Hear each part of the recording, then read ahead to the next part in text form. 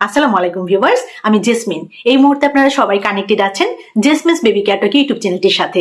আপনার সন্তান কি দিন দিন আপনার চোখের সামনেই অবাধ্য হয়ে উঠছে? সারাক্ষণ জেদ, চিৎকার আর মোবাইল আসক্তি, এমনটা কি হচ্ছে? আপনি হয়তো ভাবছেন আপনার শাসনে কোথাও কোনো ঘাটতি আছে, কিন্তু বিশ্বাস করুন, সমস্যাটা আপনার নয়, আপনার যোগাযোগের পদ্ধতিতে। আজকের ভিডিওটিতে হার্ভার্ড ইউনিভার্সিটি এবং আধুনিক চাইল্ড সাইকোলজির এমন এক অদ্ভুত গবেষণালব্ধ কৌশল নিয়ে কথা বলবো, যা প্রয়োগ করলে মাত্র 5 মিনিটে আপনার অবাধ্য সন্তান নিজেই আপনার দিকে ছুটে আসবে এবং আপনার কথা শুনতে বাধ্য হবে। ভিডিওটি স্কিপ না করে শেষ পর্যন্ত দেখুন, শুনতে থাকুন, কারণ শেষ পয়েন্টটি আপনার সন্তানের সাথে আপনার সম্পর্কের সমীকরণ চিরতরে বদলে দেবে। তাছাড়াও ভিডিওটিতে থাকছে 1 থেকে 4 বছরের বাচ্চা অবাধ্য হলে কি করতে পারেন, 5 মিনিটে একটি ম্যাজিক টেকনিক, এবং থাকছে জেদি এবং অবাধ্য সন্তানকে কথা শোনানোর স্থায়ী অভ্যাসে পরিণত করার 3টি শক্তিশালী মানসিক কৌশল। বাচ্চারা যখন জেদ ধরে বা রেগে থাকে, তখন তাদের মস্তিষ্কের লজিক্যাল পার্ট সাময়িকভাবে লক হয়ে যায়। এই অবস্থায় আপনি যতই ভালো কথা বা উপদেশ দিন না কেন, তার ব্রেন তা প্রসেস করতে পারে না। করণীয় কি? এই মুহূর্তে চিৎকার না করে বা দোষ না দিয়ে তার লেভেলে নেমে আসুন। তার চোখের দিকে তাকিয়ে অত্যন্ত শান্ত গলায় এমন একটি অবাস্তব বা মজার কথা বলুন, যা তার মনোযোগ ঘুরিয়ে দেয়। যেমন একটা ছোট এক্সাম্পল দিই আপনাদেরকে। আপনি বললেন, আরে তোমার কপালে একটা ছোট্ট পোকা বসে আছে তো। কেন কাজ করবে এই টেকনিকটি? এটি তার মস্তিষ্কের ডিফেন্স মেকানিজমকে তাৎক্ষণিকভাবে রিল্যাক্স করে দেয় এবং আপনার প্রতি তার মনোযোগ আকর্ষণ করে। 2 নম্বর কৌশলটি হচ্ছে ডু নট। এর বদলে পজিটিভ অ্যাকশন রিডাইরেকশন।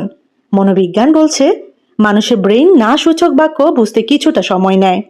আপনি যখনই বলেন চিৎকার করো না বা মোবাইল ধরবে না, তখন তার ব্রেন কেবল চিৎকার বা মোবাইল শব্দটাকেই রেজিস্টার করে।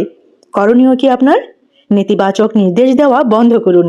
আপনি বলুন, চিৎকার করার বদলে ফিসফিস করে বলো, কিংবা মোবাইলটা টেবিলে রেখে আমার সাথে এই পাজলটা মিলাও তো দেখি। কেন কাজ করবে এই টেকনিকটি? এটি শিশুর অবচেতন মনে যুদ্ধংদেহী মনোভাব তৈরি না করে তাকে একটি সুনির্দিষ্ট কাজের দিকে ধাবিত করে। ভীষণ ইন্টারেস্টিং কিন্তু। 3 নম্বর কৌশল ইমোশনাল মিররিং বা অনুভূতির স্বীকৃতি। বেশিরভাগ অভিভাবক সন্তান রাগ করলে তাকে দমন করার চেষ্টা করেন, কিন্তু অবাধ্যতার পেছনে লুকিয়ে থাকে এক ধরনের চাপা অভিমান বা এক্সপ্রেশনের অভাব। করণীয় কি আপনার? তার রাগের মুহূর্তে তার উপর চড়াও না হয়ে তার অনুভূতিকে শব্দ দিয়ে প্রকাশ করে দিন। আপনি বলুন, আমি বুঝতে পারছি তোমার খুব রাগ হচ্ছে, কারণ তুমি গেমটা শেষ করতে পারোনি। কেন কাজ করবে এই টেকনিকটি? যখন একটি শিশু দেখে যে তার বাবা মা তার ভেতরের অনুভূতিটা বুঝতে পেরেছে, তখন তার ভেতরের বিদ্রোহী সত্তাটি মুহূর্তেই গলে যায়। সে নিরাপদ বোধ করে এবং স্বয়ংক্রিয়ভাবে অনুগত হয়ে ওঠে। 4 নম্বর কৌশল চয়েস আর্কিটেকচার বা পছন্দের স্বাধীনতা দেওয়া। বাচ্চারা সবসময় সবকিছুতে নিয়ন্ত্রণ হারাতে পছন্দ করে না। যখনই আপনি সরাসরি কোনো হুকুম দেবেন, যেমন এখনই পড়তে বসো, তখন তার ইগোতে আঘাত লাগবে এবং সে অবাধ্য হবে। করণীয় কি আপনার? তাকে সরাসরি হুকুম না দিয়ে 2টো অপশন দিন, যে দুটোর ফলাফলই আপনার নিয়ন্ত্রণে থাকবে। বাচ্চাকে বলুন, তুমি কি এখন অঙ্কের হোমওয়ার্ক করবে নাকি বিজ্ঞানের চ্যাপ্টারটা শেষ করবে? এমনটা করে অপশন দিন বাচ্চাকে। কেন কাজ করবে এই টেকনিকটি? সে মনে করবে সিদ্ধান্তটি সে নিজে নিয়েছে, অথচ দিন শেষে আপনি যা চেয়েছেন সেটাই সে করছে। একেই বলে প্যারেন্টিং এর সাইকোলজিক্যাল ম্যাজিক। 5 নম্বর কৌশল validation and connection before correction. কখনো কোনো ভুল করার সাথে সাথেই শাসন করবেন না। শাসনের আগে তার সাথে শারীরিক এবং মানসিক কানেকশন তৈরি করুন। করণীয় কি আপনার? শাস্তি বা বকাঝকা দেওয়ার আগে তার কাঁধে হাত রাখুন, একটু জড়িয়ে ধরুন এবং বলুন, তুমি যাই করো না কেন আমি সবসময় তোমার পাশে আছি। এরপর তার ভুলের বিষয়টি নরম সুরে বুঝিয়ে দিন। কেন কাজ করবে এই টেকনিকটি? গবেষণায় প্রমাণিত হয়েছে যে শিশুরা নিশ্চিত থাকে যে ভুল করলেও তাদের মা বাবার ভালোবাসা কমবে না, তারা অবাধ্যতা ছেড়ে অনেক বেশি দায়িত্বশীল এবং অনুগত হয়ে ওঠে। দেখুন, প্যারেন্টিং কোনো যুদ্ধ নয়, এটি একটি শৈল্পিক বোঝাপড়া। আজ থেকেই এই কৌশলগুলো আপনার সন্তানের সাথে প্রয়োগ করা শুরু করুন। পরিবর্তনটা কিন্তু নিজের চোখেই দেখতে পাবেন। ভিডিওর এই সেগমেন্টে আরো চমৎকার কিছু ইনফরমেশন আপনাদের জন্য শেয়ার করব। আপনার বয়স যদি 1 থেকে 4 বছরের মধ্যে কোনো শিশুর মা হন, তবে নিশ্চয়ই প্রতিদিন আপনার একটা বড় যুদ্ধ করতে হয়। মাটিতে পড়ে চিৎকার করা, ঘরের জিনিসপত্র ভাঙচুর করা, কিংবা আপনার কোনো কথাই না শোনা। এই বয়সে অবাধ্যতা সামলানো মায়েদের জন্য সবচেয়ে বড় মানসিক চাপ। কিন্তু আপনি কি জানেন, এই বয়সের বাচ্চাদের ব্রেন লজিক বা শাসন বোঝে না, তারা বোঝে শুধু ইমোশনাল সিগন্যাল। ভিডিওর এই সেগমেন্টে চাইল্ড সাইকোলজির এমন এক অদ্ভুত এবং পরীক্ষিত কৌশল নিয়ে কথা বলবো আপনাদের সাথে, যা 1 থেকে 4 বছরের অবাধ্য শিশুর ক্ষেত্রে ম্যাজিকের মতো কাজ করে। মাত্র 5 মিনিটে তার রাগ গলে পানি হয়ে যাবে এবং সে আপনার প্রতিটি কথা শুনতে বাধ্য হবে। ভিডিওটি না টেনে একদম শেষ পর্যন্ত দেখুন, কারণ ভিডিওর শেষেও কিন্তু চমক থাকছে আপনাদের জন্য। প্রথম কৌশল, টডলারদের জন্য আই লেভেল ডাউন টেকনিক। 1 থেকে 4 বছরের বাচ্চা যখন কোনো কিছু নিয়ে জেদ ধরে বা অবাধ্যতা দেখায়, তখন আমরা সাধারণত উপর থেকে দাঁড়িয়ে তাকে বকাঝকা করি বা থামানোর চেষ্টা করি। বিজ্ঞান কি বলে? এই বয়সের বাচ্চাদের কাছে আপনার উচ্চতা বা গম্ভীর কণ্ঠস্বর একটি বিশাল হুমকি বা আক্রমণ বলে মনে হয়। ফলে সে আরো বেশি ডিফেন্সিভ হয়ে ওঠে এবং জেদ দ্বিগুণ বাড়িয়ে দেয়। করণীয় কি? বাচ্চা যখনই চিৎকার শুরু করবে, তার ঠিক সমান উচ্চতায় অর্থাৎ ফ্লোরে হাঁটু গেড়ে বসে পড়ুন। তার চোখের দিকে সরাসরি তাকান। কেন কাজ করবে এই টেকনিকটি? যখন আপনি তার সমতলে নেমে আসবেন, তখন সে অবচেতন মনে নিরাপদ বোধ করবে। তার মস্তিষ্কের প্যানিক মোড বন্ধ হয়ে যাবে। আপনার প্রতি তার মনোযোগ আকর্ষিত হবে। খুবই ইন্টারেস্টিং কিন্তু। 2 নম্বর কৌশলটি আরো ইন্টারেস্টিং, ফিজিক্যাল গ্রাউন্ডিং এবং সফট টাচ থেরাপি। এই বয়সে শিশুরা কথায় কান দিতে চায় না। তারা শরীরে ছোঁয়া বা ফিজিক্যাল টাচ দ্রুত ফিল করতে পারে। রাগের মাথায় বাচ্চা যখন হাত পা ছুটতে থাকে, তখন তাকে ছেড়ে দেওয়া বা দূরে সরিয়ে রাখা ভুল। করণীয় কি? কথা না বাড়িয়ে আলতো করে তার 2 হাতে আপনার হাত নিন, কিংবা তার পিঠে স্নিগ্ধভাবে হাত বুলিয়ে দিন। অত্যন্ত নরম এবং ফিসফিস করা গলায় কথা বলুন তার সাথে। এই যে ফিসফিস করে কথা বলা, এটা কিন্তু খুব ইম্পর্ট্যান্ট। কেন কাজ করবে এই টেকনিকটি? এই বয়সে সফট টাচ বা আলতো ছোঁয়া শিশুর স্নায়ুতন্ত্র বা নার্ভাস সিস্টেমকে নিমিষেই শান্ত করে দেয় এবং তার কর্টিসল বা স্ট্রেস হরমোন লেভেল দ্রুত কমিয়ে আনে। 3 নম্বর কৌশল, ভাষা পরিবর্তন, নায়ের জায়গায় ডাইভার্সন টেকনিক। একটু আগেই আমি বলছিলাম, 1 থেকে 4 বছরের শিশুরা না বা নিষেধের ভাষা বুঝতে চায় না। আপনি যত বলবেন এটা ধরবে না, সে ততই সেটা ধরার জন্য জেদ করবে। করণীয় কি?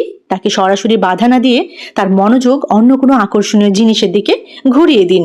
যেমন সে যদি দেয়ালে দাগাতে চায়, তার হাত ধরে বলুন, এসো আমরা এই সুন্দর কাগজে লাল রং দিয়ে একটা বড় গোল্লা আঁকি। কেন কাজ করবে? এই বয়সে বাচ্চাদের ব্রেন খুব অল্প সময়ের জন্য ফোকাস করতে পারে, তাই জেদ দমানোর চেয়ে তাদের মনোযোগের কেন্দ্রবিন্দু বদলে দেওয়া অনেক বেশি কার্যকর। 4 নম্বর কৌশল, এটাও খুব ইন্টারেস্টিং, ক্রাইং স্পেস বা ইমোশনাল ভেন্টিলেশনের সুযোগ দেওয়া। কখনো কখনো 1 থেকে 4 বছরের বাচ্চার অতিরিক্ত জেদের পেছনে থাকে শারীরিক ক্লান্তি বা অতিরিক্ত উদ্দীপনা। করণীয় কি? তাকে থামানোর জন্য চিৎকার, চিল্লাপাল্লা, চেঁচামেচি বা মারধর না করে তাকে নিজের কোলে জড়িয়ে ধরে বা নিরাপদে বসিয়ে রাখুন এবং তাকে একটু কাঁদতে দিন। মাঝে মাঝে বলুন, মা বুঝতে পারছি তোমার খারাপ লাগছে, আমি তো এখানেই আছি, কোনো চিন্তা করো না। কেন কাজ করবে এই টেকনিকটি? কান্না হলো শিশুর ব্রেইনের অতিরিক্ত স্ট্রেস এবং ফ্রাস্ট্রেশন বের করে দেওয়ার একমাত্র প্রাকৃতিক উপায়। তাকে কাঁদতে বাধা না দিয়ে পাশে থাকলে সে 5 মিনিটের মধ্যে নিজে থেকেই শান্ত হয়ে আপনার বুকে মাথা এলিয়ে দেবে। সংক্ষেপে যদি আমি বলি, 1 থেকে 4 বছরের বাচ্চার অবাধ্যতা আসলে তাদের বিকাশের একটি স্বাভাবিক পর্যায়। এটিকে শত্রুতা ভাববেন না। সঠিক কৌশলে হ্যান্ডেল করলে এই বয়সের বাচ্চারা সবচেয়ে বেশি অনুগত এবং আদুরে হয়। আমি তো বলবো আজ থেকেই এই টেকনিকগুলো প্রয়োগ করে দেখুন। কেমন রেজাল্ট পান অবশ্যই কিন্তু আমাকে কমেন্ট সেকশনে লিখে জানাবেন। ভিডিওর এই সেগমেন্টে আরো একটি ইন্টারেস্টিং টপিক আপনাদের সাথে শেয়ার করব। জেদি এবং অবাধ্য সন্তানকে কথা শোনানোর স্থায়ী অভ্যাসে পরিণত করার জন্য 3টি শক্তিশালী মানসিক কৌশল শেয়ার করব। প্রথম কৌশল, নেগেটিভ লেবেলিং বন্ধ করার গোল্ডেন রুল। আমরা অনেক সময় রাগের মাথায় সন্তানকে বলে ফেলি, তুমি এত বেয়ারা কেন, তুমি কিচ্ছু বোঝো না, কিংবা তুমি একটা কথা শুনবেই না, শোনোই না। বিজ্ঞান কি বলে? চাইল্ড সাইকোলজি বলে শিশুরা তাদের নিজেদের সম্পর্কে মা বাবার বলা কথাগুলোকে সত্য বলে বিশ্বাস করতে শুরু করে। আপনি তাকে অবাধ্য বলে সে অবাধ্য হওয়ার ভূমিকাতেই অবতীর্ণ হবে। করণীয় কি? আজ থেকে এই লেভেলিং চিরতরে বন্ধ করুন। তার খারাপ আচরণের সমালোচনা করুন, কিন্তু তার ব্যক্তিত্বকে আক্রমণ করবেন না। বলুন, তোমার এই কাজটা আমার ভালো লাগেনি, কারণ আমি জানি তুমি এর চেয়ে অনেক বেশি বুদ্ধিমান এবং ভালো ছেলে অথবা ভালো মেয়ে। 2 নম্বর কৌশল, রিওয়ার্ড নয়, এফোর্ট অ্যাপ্রিসিয়েশন টেকনিক। অনেক অভিভাবক ভালো কাজের জন্য সন্তানের হাতে খেলনা বা চকলেট তুলে দেন। এটি সাময়িকভাবে কাজ করলেও দীর্ঘমেয়াদে সন্তানকে স্বার্থপর করে তোলে। করণীয় কি? বস্তুগত পুরস্কার দেওয়া বন্ধ করে তার প্রচেষ্টার প্রশংসা করুন। বাচ্চাকে বলুন, আজকে তুমি রাগ নিয়ন্ত্রণ করে যেভাবে ঠান্ডা মাথায় কথা বলেছ, বিষয়টি আমার খুব ভালো লেগেছে। কেন কাজ করবে এই টেকনিক?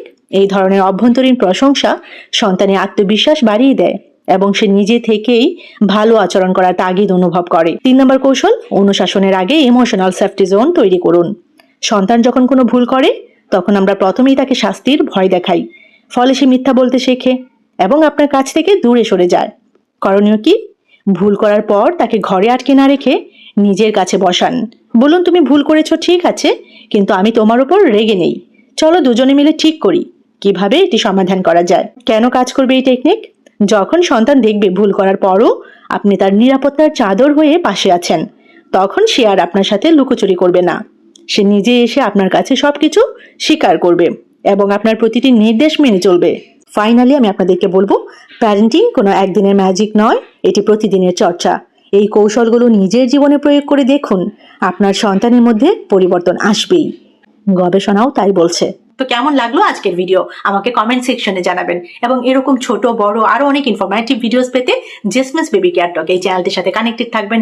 সবাইকে অসংখ্য ধন্যবাদ জানাচ্ছি যারা যারা শেষ পর্যন্ত ভিডিওটি দেখেছেন। সবাই ভালো থাকবেন, বাচ্চাদেরকে ভালো রাখবেন। আল্লাহ হাফিজ।